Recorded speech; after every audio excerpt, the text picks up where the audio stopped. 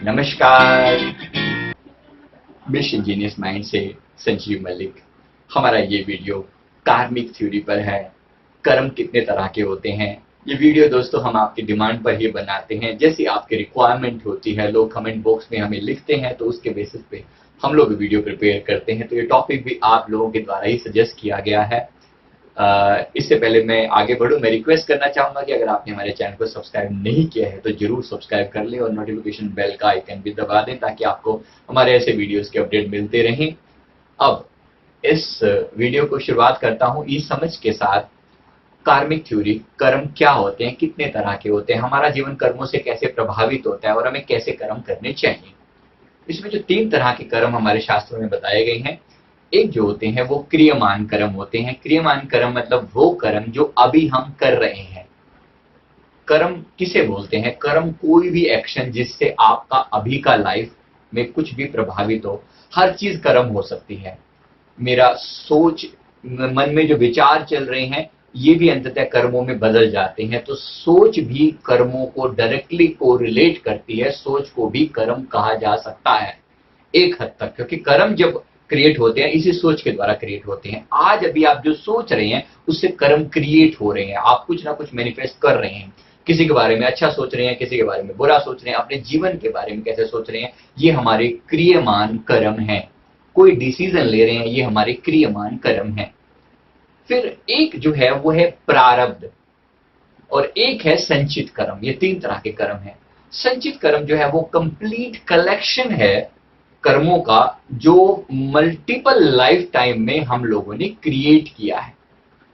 जैसे हम ये माने कि हम इस धरती पर बार बार जन्म ले रहे हैं, मर रहे हैं, और इस बात को आप स्वीकार करें ना करें ये आपकी सोच पर हो सकता है, पर मेरा ये मानना है कि ये फैक्ट है, क्योंकि मैंने खुद के अपने 15 जन्म देखे हैं और हम पास्ट लाइफ रिग्रेशन भी करवाते हैं और उससे आप लोगों के जो मेरे जो क्लाइंट आते हैं साथ में उनके भी कार्मिक अकाउंट्स पता चलते हैं।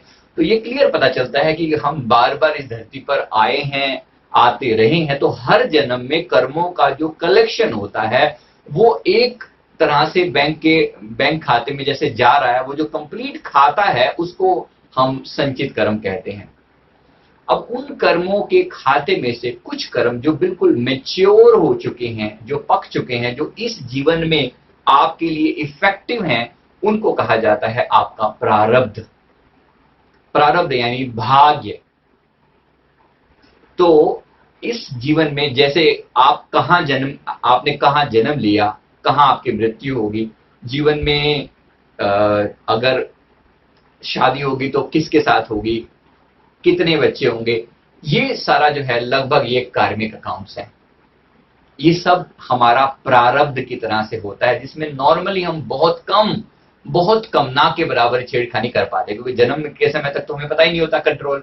मृत्यु भी एक समय पर हो जाएगी। जीवन में जो आजीविका टाइप भी होती है ये भी एक तरीके की प्रारब्ध होती है। ये सब, लेकिन ये 50-50 का खेल है। प्रारब्ध और क्रियमान कर्म लगभग 50-50 जैसा खेल चलता है। यानी कुछ चीजें हैं जो जीवन में फिक्स हैं और कुछ चीजें आप बदल सकते हो। तो इसको ऐसे लेके चलते हैं, जैसे मान लीजिए बैंक अकाउंट में आपका एक एक्स अमाउंट पड़ा है, उसमें से आप कुछ अमाउंट महीने का निकाल कर ले आते हैं और उससे अपने महीने का गुजारा करते हैं। और इस दौरान आप उस पैसे से और कर्म भी तो कमा सकते हैं, और पैसा भी तो कमा सकते हैं। इसको आप ऐसे ले सकते हैं। तो वो जो बैंक अकाउंट है वो संचित कर्म है। उसमें से जो आपने इस महीने के लिए निकाला वो प्रारब्ध है, और इसमें जो आप उसका यूज करके अभी और जो कमा रहे हैं वो जो है वो आपका क्रियमान कर्म है। इसको ऐसे समझ लेते हैं। तो इससे आपको अब इससे क्या पता चलता है, जैसे इतना बड़ा संचित कर्मों का कलेक्शन कैसे होता है और उसमें से प्रारब्ध कर्म कैसे सेलेक्ट किए जाते हैं, इसको थोड़ा समझते हैं। देखिए, वो जो कार्मिक कलेक्शन है वो आता है कि मान लीजिए एक जीवन में आप किसी पर्सन ने 100 मुर्गियां मारी। कार्मिक थ्योरी में एक बिल्कुल बेसिक पार्ट होता है, जैसे को तैसा, जैसा कर्म करोगे वैसा फल मिलेगा। अगर आपने किसी की हत्या की तो कभी ना कभी आपकी भी उसी तरह से हत्या होनी है, ये कार्मिक थ्योरी कहती है।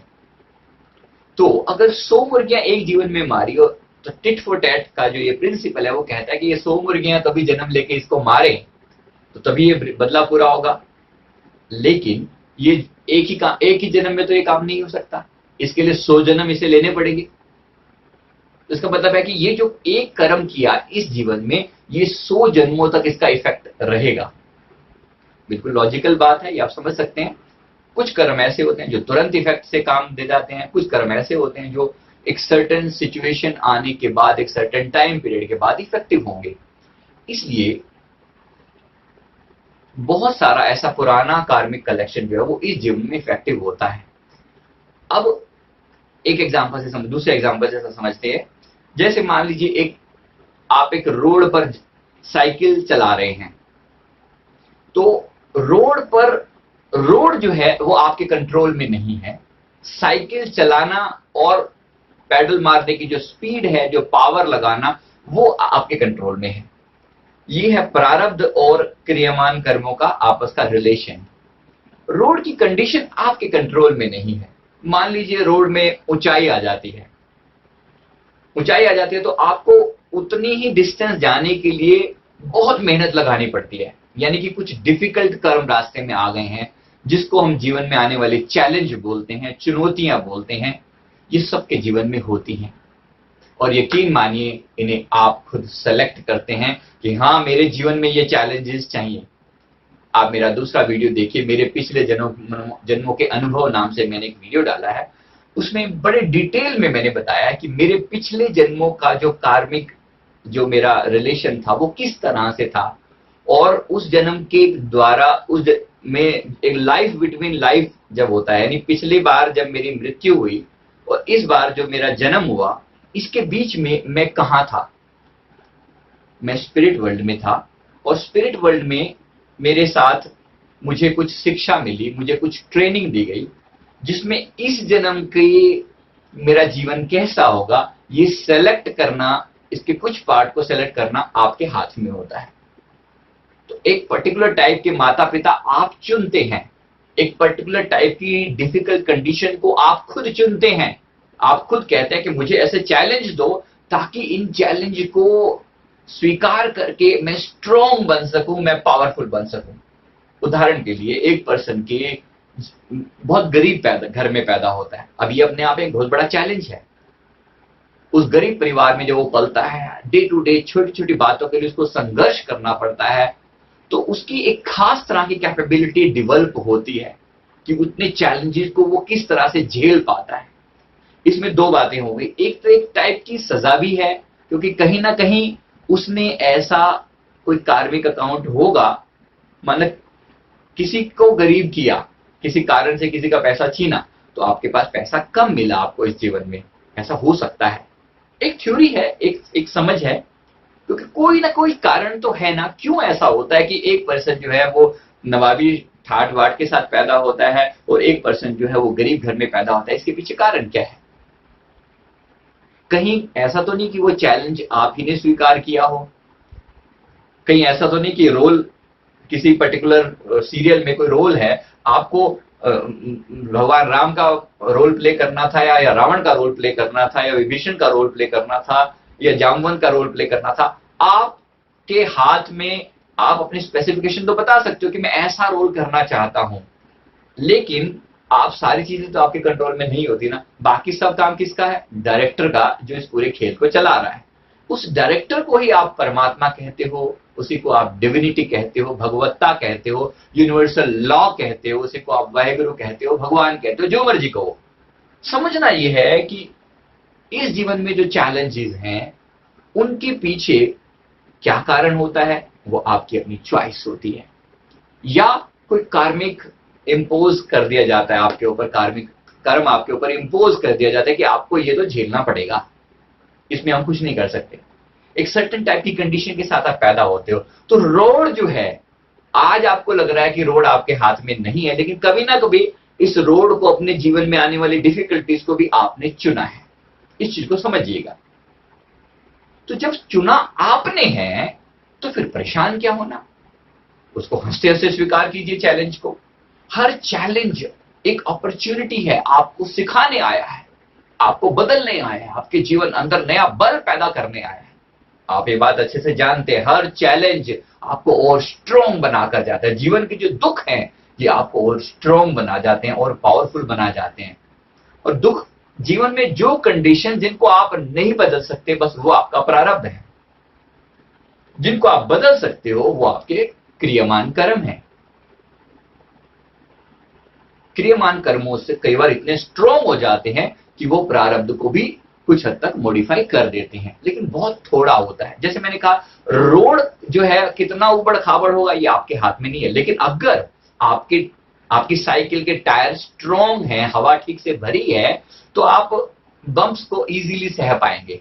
कहीं ऊंचाई आएगी और आपके अगर घुटनों में दम है तो आप इजीली उसको भी क्रॉस कर पाएंगे। ऐसा समय आता है जब आप चढ़ाई चढ़ रहे होते हैं, बड़ा जोर लगता है, और ऐसा समय आता है जब आप उतर रहे होते हैं तो बड़ा इजी होती है लाइफ, बिल्कुल फुल एंड फाइनल, मतलब मस्त तरीके से चल रही होती है। वो समय भी होता है।